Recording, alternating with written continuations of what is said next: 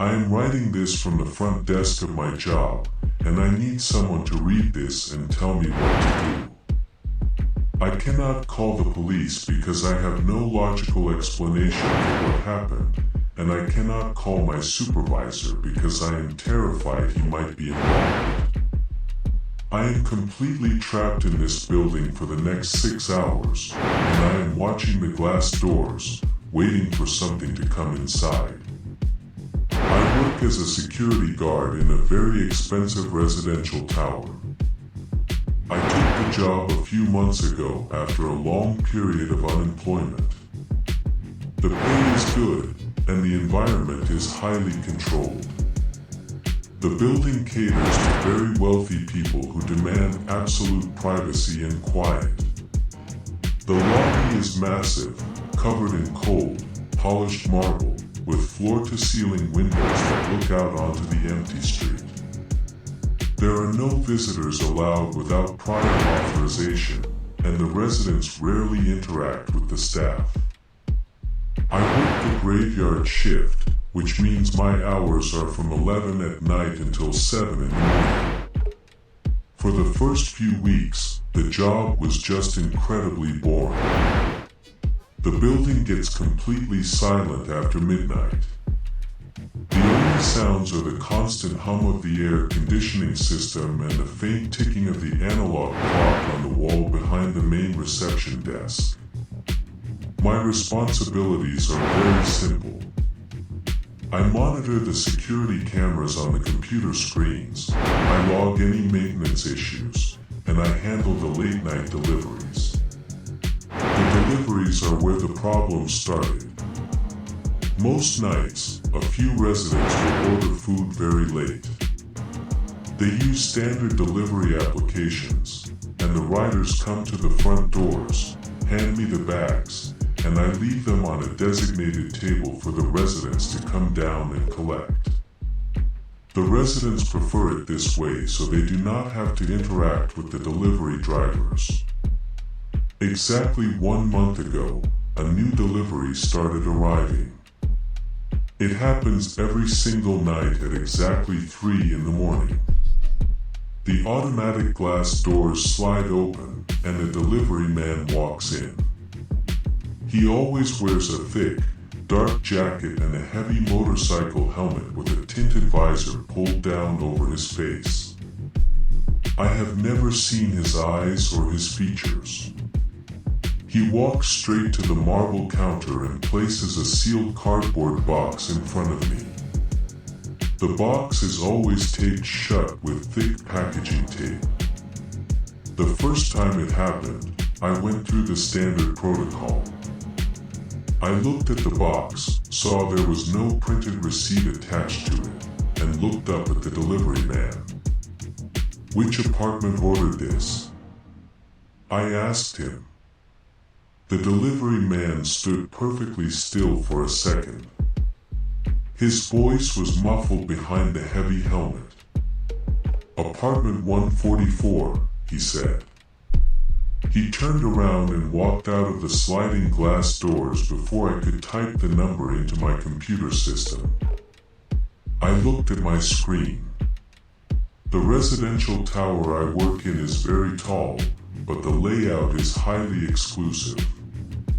There are only 2 apartments on every single floor.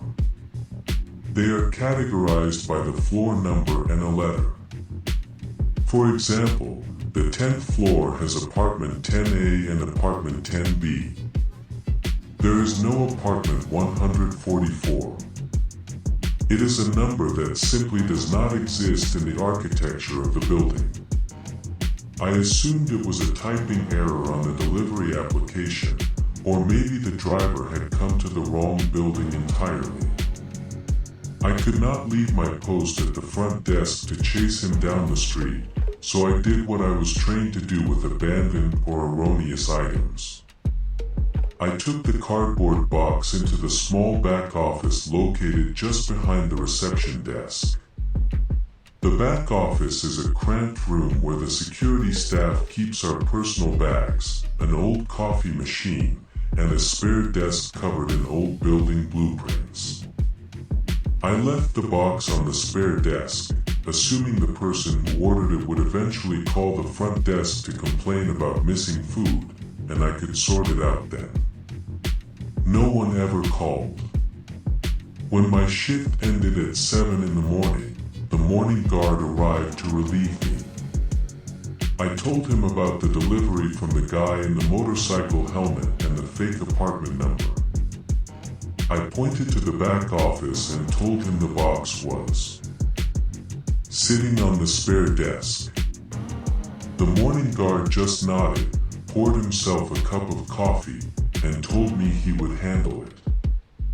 When I came back to work the next night at 11, I asked the morning guard what had happened to the box. He shrugged his shoulders while packing his bag to go home. He told me that when he went into the back office around 9 in the morning to get his lunch, the box was gone. He assumed one of the building cleaners or the daytime maintenance contractors had seen it sitting there and decided to take it for themselves. I thought that was slightly weird, but I did not care enough to press the issue. It was not my problem anymore. But then the exact same thing happened the next night. At 3 in the morning, the automatic doors opened. The same delivery man in the heavy helmet walked in, placed a sealed cardboard box on the marble counter, said apartment 144, and walked out. I took the box into the back office and left it on the spare desk. The next night, I asked the morning guard about it again. He gave me the exact same answer. He said the box was sitting there when he started his shift, but by the middle of the morning rush, when contractors and residents were moving through the lobby, it just vanished. Someone was taking it, but he never saw who. We checked the security cameras for the back office. The building uses a very old, outdated camera system. The camera in the back office is mounted in the corner, but the angle is poor. There is a large filing cabinet that completely blocks the view of the spare desk. We could see people walking into the room to get coffee or grab their coats, but we could not see who was actually picking up the box from the desk. This routine continued every single night for weeks. It became a strange, annoying habit. At 3 in the morning, the box would arrive. I would put it in the back office.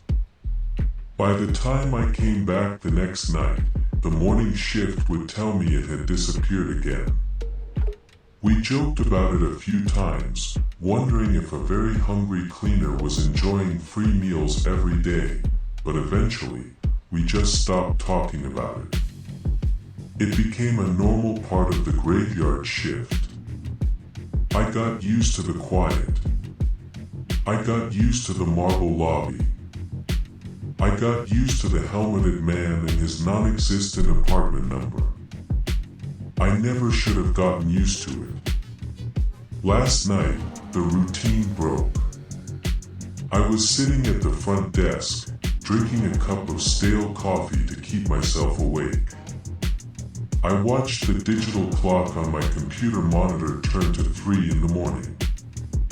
I waited for the glass doors to open. At exactly 3:15, the doors slid apart. The delivery man walked in. Immediately, I noticed something was different.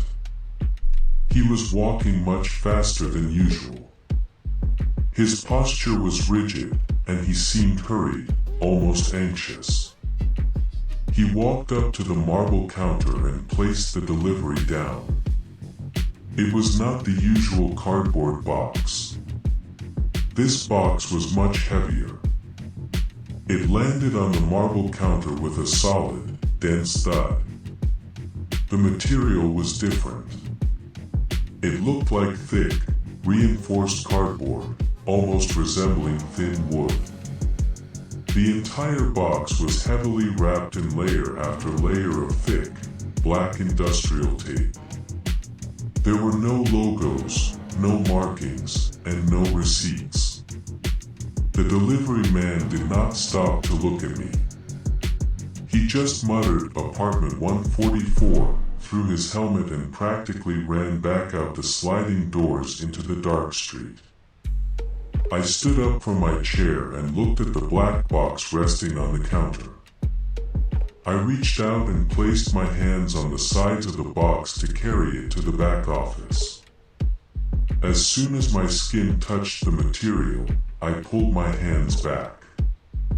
The box was warm, and it felt like the ambient, radiating heat of a living body. I stood there staring at it. I leaned my head closer to the thick tape. I could hear a sound coming from inside the box. It was incredibly faint, but the lobby was completely silent, allowing in.